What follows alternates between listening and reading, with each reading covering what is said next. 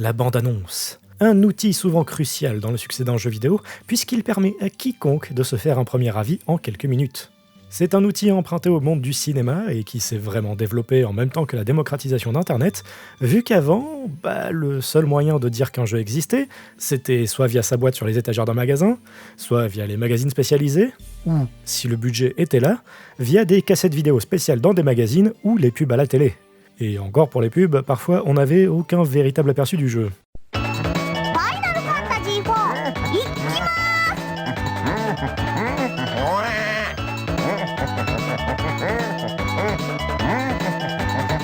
Et à mesure qu'Internet s'est démocratisé et que le paysage du jeu vidéo s'est densifié, le besoin de faire des bandes annonces qui envoient du lourd et qui marquent les esprits n'a fait que grandir encore et encore, et les éditeurs de jeux vidéo se sont rapidement rendus compte à quel point faire une bonne bande annonce, c'est tout un art, en plus d'être un gros investissement pouvant demander des semaines de travail pour des retours qui peuvent être infiniment plus grands que s'ils avaient juste balancé du gameplay ici et là avec une musique rigolote.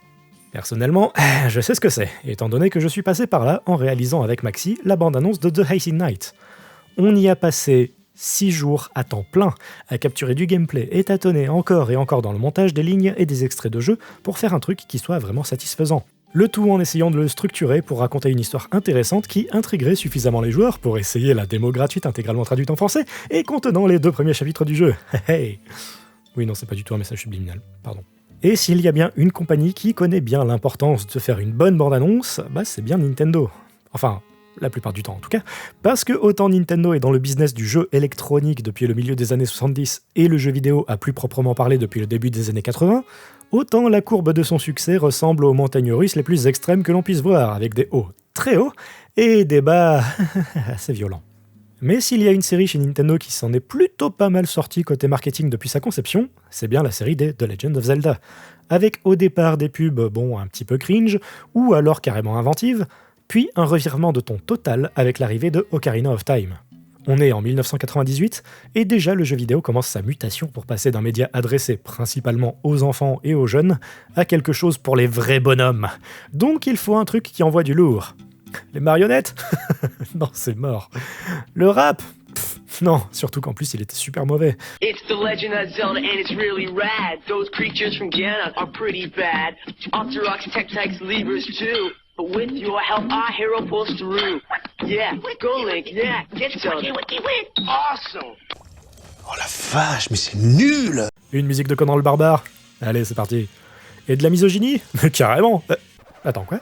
Oui, pour la version anglaise de la pub, on a eu le coup du « Vas-tu sauver la fille ?» ou « Jouer comme une fille », ce qui a à juste titre causé une petite controverse. Et c'est... terrible. Et puis avec la montée en puissance de l'E3, des disques de démo et d'internet, les éditeurs commencent à faire de plus en plus de bandes annonces pour leurs jeux. Les vidéos commencent à durer un peu plus longtemps et les montages sont de plus en plus élaborés. Pour The Legend of Zelda Majora's Mask, la bande-annonce diffusée à l'E3 en 2000 est dans la continuité des pubs pour Ocarina of Time, puisque l'on a encore une fois la même musique de Conan le Barbare, sur fond de montage bien vénère, mais aussi une certaine pointe de malaise très représentative du jeu, mettant bien l'accent sur le fait que l'on n'ait que 72 heures pour sauver Termina d'un tête-à-tête cataclysmique. Vous l'avez, tête-à-tête, parce que la lune ressemble à une tête... Bref... Puis pour The Legend of Zelda de Wind Waker, la bande-annonce diffusée à l'E3 en 2002 est toujours la même chose, avec encore une fois la même musique de Conan le Barbare, sur fond de montage bien vénère montrant certains des moments les plus épiques du jeu, avec une voix off bien grave qui débite des trucs vagues et mystérieux du style « Cet été, revivez la légende ». On avait bien eu un teaser un an auparavant qui soulignait bien le côté plus cartoonesque du jeu, mais j'imagine que les mauvais retours ont juste donné envie à l'équipe marketing de ressortir encore une fois la musique de Basil Polidouris, en espérant que ce soit suffisant pour rendre le jeu plus attrayant. Enfin, en tout cas, la pub passée à la télé en France était plutôt stylée, pour compenser. Ton défi ultime.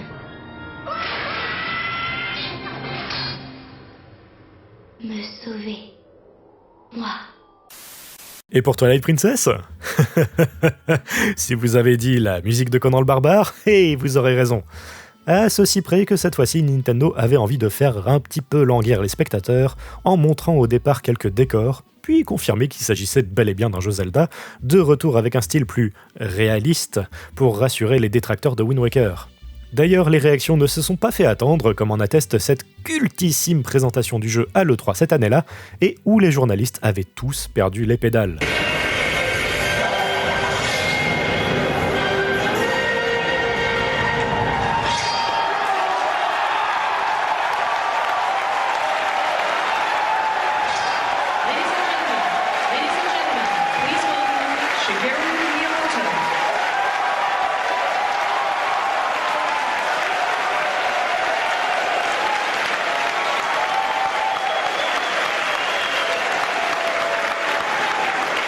Ça me fout les poils à chaque fois, c'est dingue.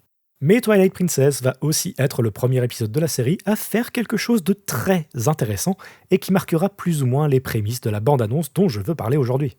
Pour l'E3 2005, Nintendo a sorti le grand jeu avec une musique composée spécialement pour sa bande-annonce, ce qui signifie qu'il pouvait entièrement maîtriser le rythme et le contenu de ce qu'il voulait montrer.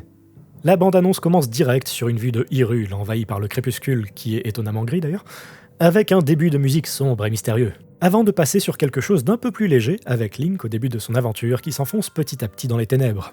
La musique gagne en intensité, puis on le voit se transformer en loup.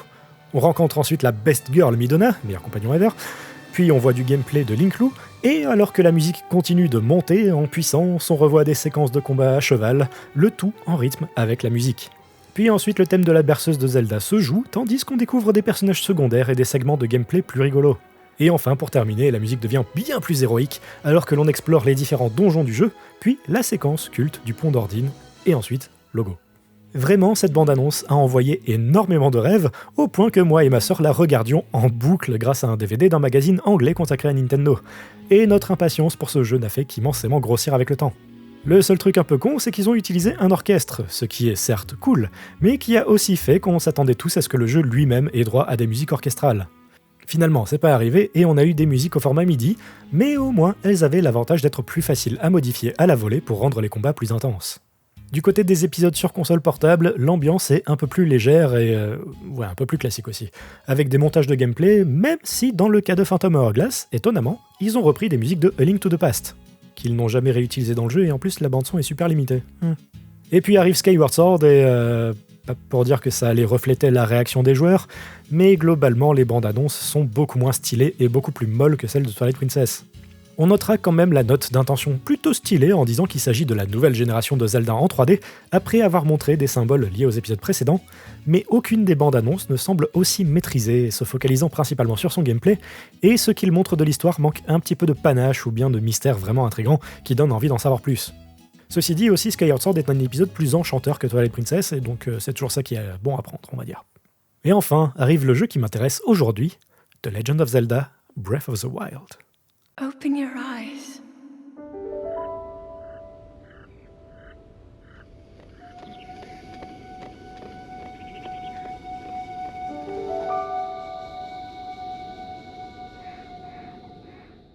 Pour remettre les choses dans leur contexte, une démo technique à la présentation de la Wii U durant l'E3 2011 avait donné aux gens pas mal d'espoir.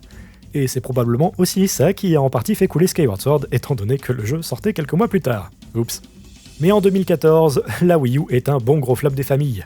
La communication désastreuse de Nintendo et l'absence de gros titres fait que trop peu de joueurs l'ont acheté, et c'est un petit peu la panique à bord.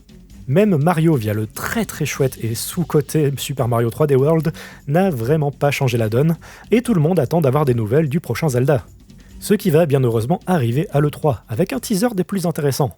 Déjà, plutôt que de montrer ne serait-ce qu'une seule image du jeu ou du gameplay, Eiji Aonuma, le producteur du jeu, apparaît à l'écran pour détailler la vision de l'équipe concernant ce nouvel épisode, et de leur envie de faire une sorte de reboot moderne du tout premier Zelda. Puis il montre un joli décor pendant 1 minute, et alors qu'on pense qu'on n'aura que ça, le teaser se lance, montrant une séquence absolument maboule qui n'est pas sans rappeler le genre de scène d'action que l'on retrouverait dans Princess Mononoke. Le teaser est d'une efficacité redoutable, et les questions que l'on a en tête ne font que se bousculer. Quel était cet étrange robot ? C'est quoi ces flèches là ? Elles sont super cheloues ! Et pourquoi Link il est aussi BG ? Non, ça c'était juste moi. Pardon. Et en 2015 ? C'est pas si loin ça. Bon, spoiler, le jeu n'est pas sorti en 2015, malgré l'insistance d'Aonuma au Game Awards 2014 que ce serait le cas. Oups. Et après ces Game Awards, silence radio jusqu'à l'E3 2016, où la situation est absolument critique pour Nintendo. L'échec de la Wii U est totalement confirmé, et la confirmation de l'abandon de la console au profit de son successeur est déjà depuis longtemps avérée. La 3DS leur permet encore de tenir le coup, mais si jamais la NX, qui était le nom de code de la Switch, venait à échouer, ce serait catastrophique. Le 3 2016 est leur avant-dernier espoir, et c'est pour ça qu'ils le consacreront qu'à un seul jeu, le futur Zelda. Et la bande-annonce de Breath of the Wild est une surprise immense et un contre-pied total de ce que l'on a pu voir auparavant.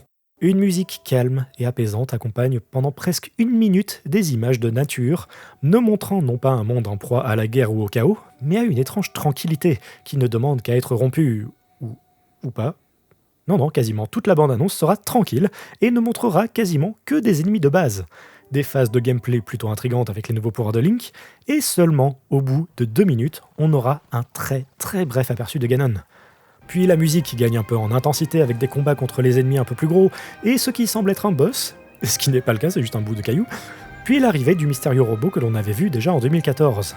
Une vue sur la Master Sword, et un plan de nature, tandis que le vent souffle paisiblement.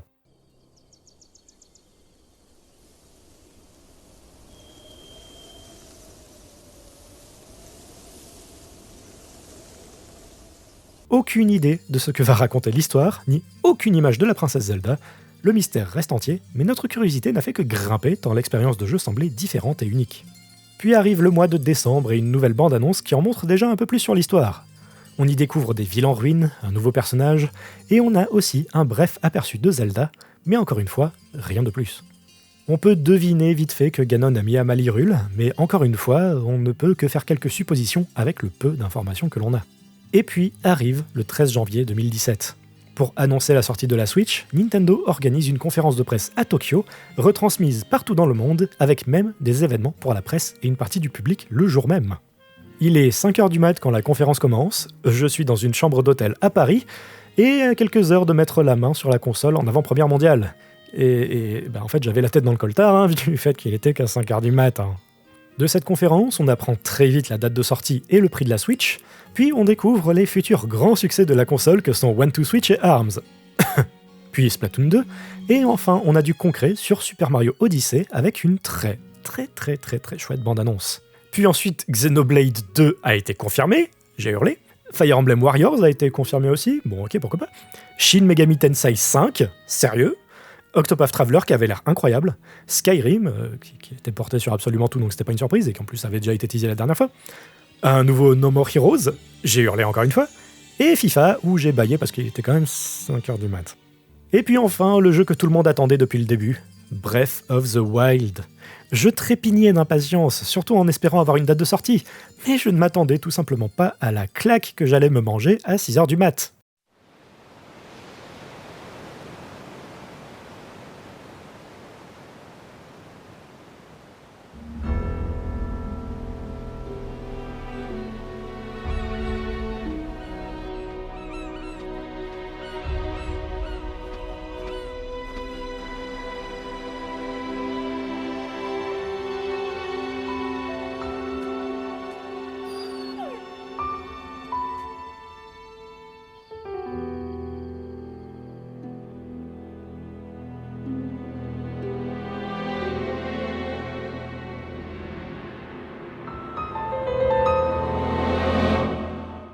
Tout comme pour Twilight Princess, la bande-annonce utilise un morceau composé pour l'occasion. Et contrairement à la bande-annonce du précédent E3, alors que l'on voit les paysages défiler, la musique n'est plus aussi calme et apaisée. Au contraire, elle montre des paysages tandis qu'une musique grave et empreinte de mélancolie indique que le monde est probablement comme ça suite à un terrible désastre. Il y a de la beauté, mais aussi une certaine tristesse qui en émane. Puis la musique prend un air un peu plus mystérieux alors que l'on approche de la forêt Kokiri et que l'on voit la Master Sword posée dans son piédestal. Après s'y être attardé quelques secondes, la musique commence à décoller avec un air plus héroïque tandis que la caméra part retrouver Link, le dos tourné et le regard fixé sur le château d'Hyrule au loin, occupé par Ganon. Encore une fois, on prend le temps de se préparer, tandis que la musique, elle aussi, semble se préparer à passer à la vitesse supérieure. Link part donc à l'aventure, traverse différents paysages tandis que la musique gonfle, avant de s'arrêter net et de reprendre le thème de Breath of the Wild au piano, tandis que Impa plante le décor en expliquant que la calamité et la famille royale sont intimement liées par un conflit qui a duré un bon paquet de temps. Depuis les temps les plus reculés, L'histoire de la famille royale d'Hyrule est intimement liée à celle du fléau, ce monstre que l'on nomme Ganon. Et donc c'est tout naturellement que l'on passe désormais au conflit principal. Ganon se montre enfin, puis on a un montage absolument prenant des différents monstres se battant contre Link, tandis que la musique a totalement pété un câble pour verser dans l'épique. Puis les choses se calment à nouveau et on voit l'arbre Mojo qui commence à poser les bases du mystère en disant que Link ne se souvient de rien. Et on arrive au point qui aura divisé beaucoup de fans a posteriori. Le fait que la bande-annonce semble mentir sur le scénario du jeu, du fait que quasi tout ce que l'on verra après, on ne le découvre dans le jeu que via des flashbacks. Mais le truc, en fait, c'est que la bande-annonce elle-même le dit via le roi d'Hyrule qui dit littéralement « Mais à présent, tu dois savoir. Je vais te raconter ce qui s'est produit il y a un siècle. » Suivi pile après d'un montage de différents souvenirs.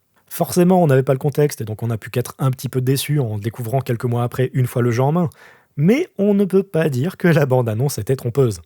Mais là où ce montage est vraiment incroyable, c'est qu'il continue d'entretenir le mystère autour de Zelda en ne la montrant une première fois très partiellement qu'au bout de 2 minutes 25. Puis on passe carrément 10 secondes à la montrer de différentes manières, sans qu'on ne la voie vraiment. Du fait qu'elle soit constamment isolée ou éloignée du champ, on sent qu'elle traverse quelque chose de terrible. Et alors que l'on voit son visage pour la première fois, on ne voit que de la tristesse dans son regard, signe que ça va vraiment pas. Second signe et second coup de poignard dans le cœur, on l'entend enfin parler, uniquement pour l'entendre au bord du désespoir, disant que ce qu'elle a fait n'a servi à rien. Et la VF de Lin Chetai est absolument dingue au passage.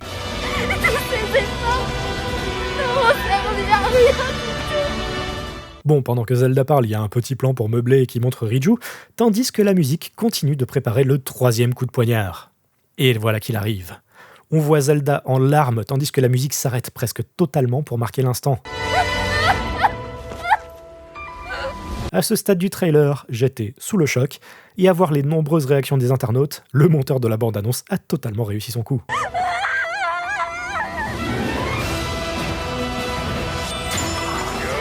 Mais c'est pas fini, puisque après ça la musique reprend en étant infiniment plus vénère, tout en jouant le thème principal de la série, et enchaîne les séquences d'action, collant des frissons à absolument tout le monde. Il montre quelques-uns des personnages que l'on rencontrera au fil du jeu, balance un gros indice sur le destin des 4 prodiges en montrant un Daruk plus pâle qu'on pourrait le croire, et puis il se conclut sur la supplication du roi d'Hyrule qui nous demande de sauver sa fille. On voit un Link totalement blessé, puis le logo du jeu. La musique redescend, mais pas sans non plus nous laisser planer sur un dernier mystère, alors que Zelda rencontre un mystérieux personnage qui la fait sursauter. Et juste pour le fun, après quelques secondes d'attente, Zelda nous réveille une dernière fois en demandant à Link d'ouvrir les yeux, puis la date de sortie apparaît à l'écran.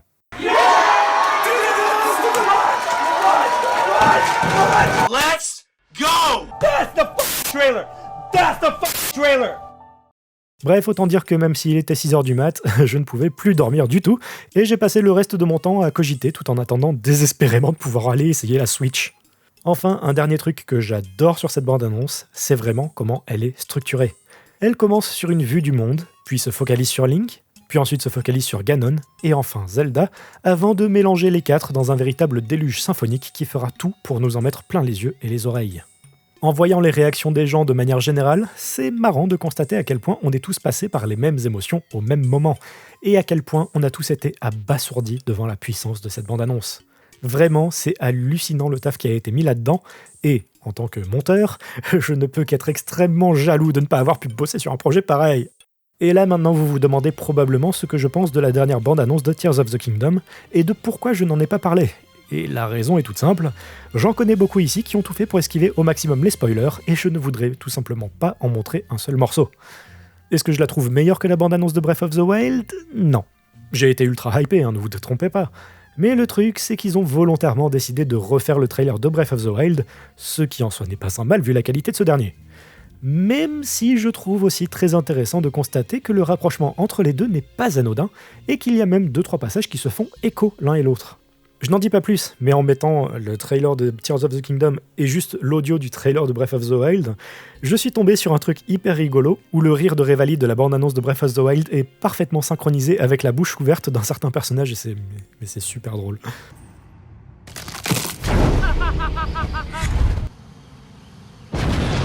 Bref, tout ça pour dire que, en tant que monteur, il faut pas hésiter à analyser les bandes annonces des autres parce que ça nous permet de mieux comprendre ce qui marche ou ne marche pas. Et la solution, c'est la synchronisation à la musique. C'est toujours la synchronisation à la musique. Merci à vous d'avoir regardé cette vidéo jusqu'au bout, comme d'hab, dans cette des partitions. Oui, j'ai fait une vidéo aussi longue juste pour tuer le temps d'ici à la sortie de Tears of the Kingdom. J'en peux plus d'attendre, hein. Rendez-vous très prochainement pour la suite du programme. D'ici là, portez-vous bien et bonne journée. Ciao.